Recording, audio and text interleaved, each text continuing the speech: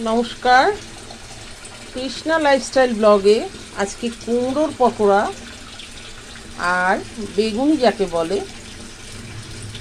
সেটা বানিয়ে ফেললাম খুব চটজলদি দুপুরে গরম ভাতে খাওয়ার জন্য। কখনো এরকম হয় না যে অনেক কুমড়ো রয়েছে, পচে যাচ্ছে, এক্সট্রা হয়ে আছে, বানানো হচ্ছে না কিছু, তো এরকমভাবে বানিয়ে ফেলতে পারেন। বুঝেছেন?